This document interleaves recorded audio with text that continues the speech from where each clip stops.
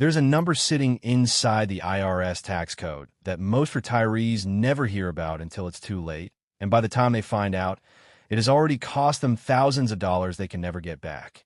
It's called combined income, and if you don't understand how it works, one wrong withdrawal in one single year can quietly turn part of your Social Security into taxable income you never expected to pay. Today, I'm going to show you the exact order to spend your 401k, your Roth IRA, and your Social Security using the real 2026 rules, so this mistake never happens to you. If you enjoy simple retirement strategies that can protect your savings, go ahead and hit subscribe right now, because every week on Mr. Retirement, we break down retirement planning in plain English. No confusing jargon, just real answers. Picture this for a second. You're sitting at the kitchen table with your spouse, 2 coffee cups, and a stack of account statements spread out in front of you. One says 401k, one says Roth IRA, one says Social Security, and you're both staring at them, thinking the exact same thing. Which one do we touch first? Nobody ever sat you down and explained this. School didn't teach it. Your old job didn't teach it. And yet this one decision, the order you draw money from, can add up to tens of thousands of dollars over a 20 or 30-year retirement. Here's exactly what you're going to walk away with today. You'll understand why pulling from the wrong account first can quietly push you into a higher tax bracket. You'll learn the smart order that most financial professionals actually recommend. And near the end, I'll show you the one mistake around age 73 that trips up even careful savers, a mistake that can trigger a surprise tax bill years after you thought everything was already figured out. Let's start with why this even matters. Think of your retirement savings like 3 different pitchers of water, and each one has a different temperature. Your traditional 401k is hot water. Every dollar you pull out gets taxed as regular income because you never paid tax on that money going in. Your Roth IRA is cold water. You already paid the tax years ago, so what you pull out now is completely tax-free. And Social Security sits in the middle, warm water, because depending on your other income, anywhere from 0 to 85% of it can become taxable. Once you see that these 3 pitchers pour differently, you start to understand why the order you drink from them changes how much you actually keep. Let me tell you about Tom and Linda, a couple I hear about often in stories, just like theirs. Tom retired at 63 with a healthy 401k, a modest Roth IRA, and he started Social Security right away because, in his words, it felt like free money sitting on the table. What Tom didn't realize is that he was also pulling large chunks out of his 401k for everyday expenses. Combine that income with his Social Security check, and Tom crossed what the IRS calls the combined income threshold, $32,000 for a married couple filing jointly, a number that stays fixed year after year and never moves with inflation. Once you cross it, up to 85% of your Social Security can become taxable. Tom didn't cross it by a little. He blew right past it, and a good chunk of the Social Security check he was counting on suddenly came with a tax bill attached. One decision, 2 tax hits. Keep this in mind because we're coming back to exactly how Tom could have avoided this. Here's what most retirees don't realize. The IRS doesn't really care which account the money physically comes from. What it cares about is your total taxable income for the year. So the real goal isn't just picking an account. It's managing your income like a thermostat, keeping it steady instead of letting it spike in any one year. Think of your tax bracket like a staircase. Each step up costs you a little more. Your job in retirement is to walk up that staircase slowly and deliberately, not sprint up 3 steps at once because you grab money from the wrong pitcher. So what is the actual order that tends to work best for most people? Generally speaking, and every situation is different, so this isn't personalized advice. The common sense sequence looks like this. First, any regular taxable savings or brokerage accounts, because withdrawals, they're often taxed more gently. Second, your traditional 401k and traditional IRA, drawn carefully and evenly so you don't create a spike. And Roth IRA money is usually saved for last because it's tax-free. And here's the part that surprises people most. Roth withdrawals don't even count toward that combined income number the IRS uses to decide how much of your Social Security gets taxed. That means pulling from your Roth in the right year can protect your Social Security check at the exact same time. Think of it like a toolbox. You don't reach for the most valuable, specialized tool for every single little job around the house. You save it for the moment it truly matters. Your Roth IRA is that specialized tool. Save it, protect it, and pull it out strategically rather than using it as your everyday hammer. Now let's talk about Mary, because her story shows the other side of this. Mary worked with a financial professional who helped her draw a modest, even amount from her traditional 401k in her early retirement years, filling up the lower tax brackets carefully, almost like filling a glass to a specific line without letting it overflow. Then, when unexpected costs came up, a new roof, a family emergency, she pulled from her Roth IRA instead of her 401k. Because that money was already tax-free and didn't count toward her combined income, it didn't push her into a higher bracket, and it didn't touch her Social Security taxes either. Mary paid less in lifetime taxes than Tom did, even though their account balances were nearly identical when they retired. Same amount of money, very different outcomes, all because of order and timing. There's another reason this matters, and it has to do with how fixed that Social Security threshold really is.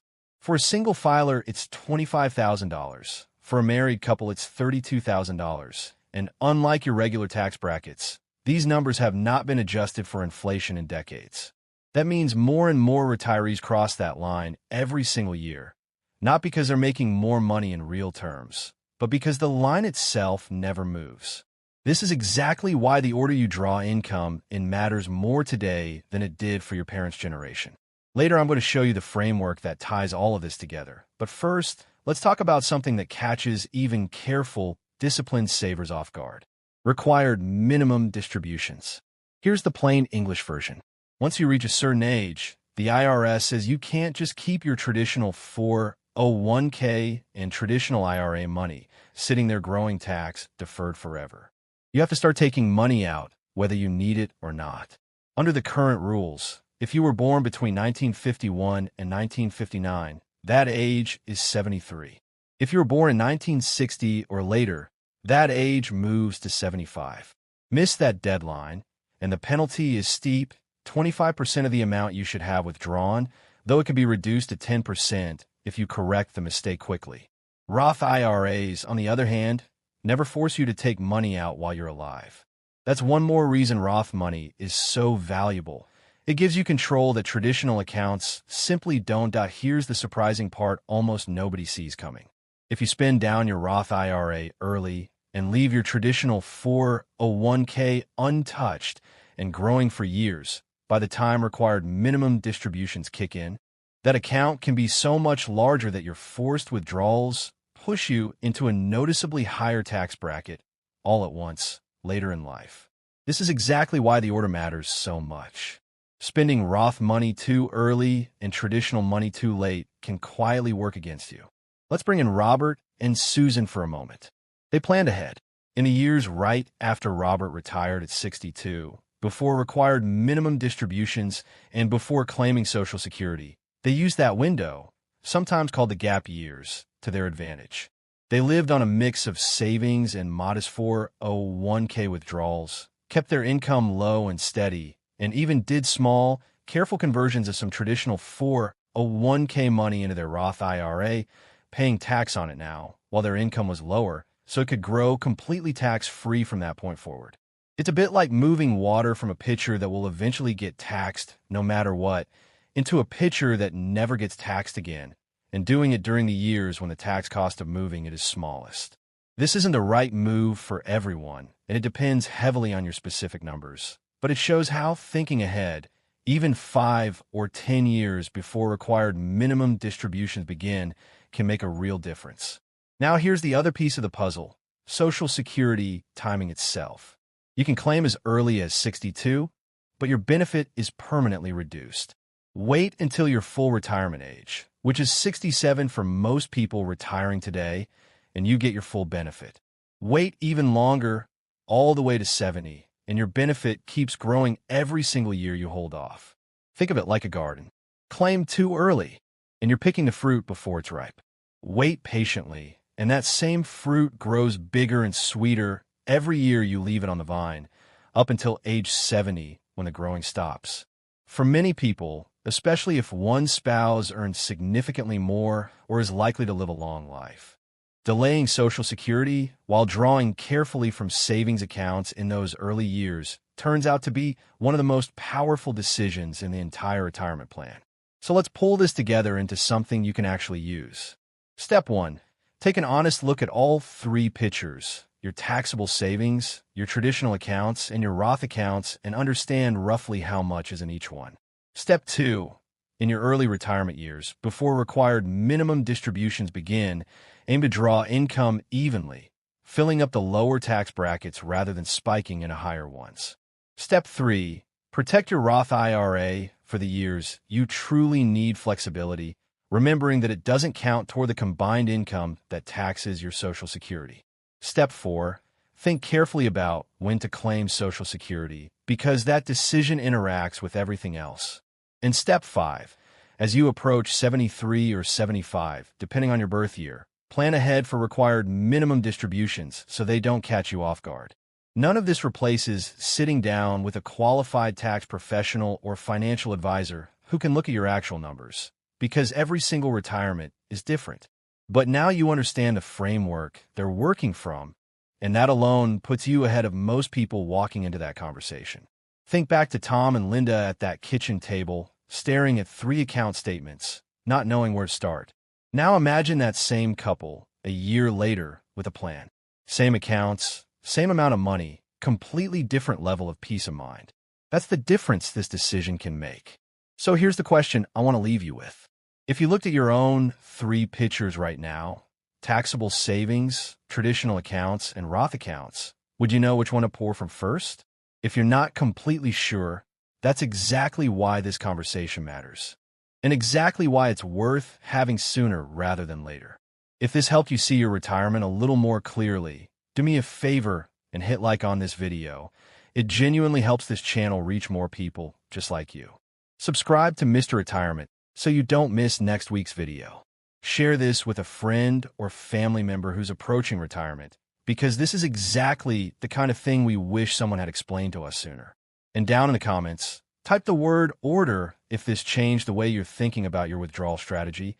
I read every single one.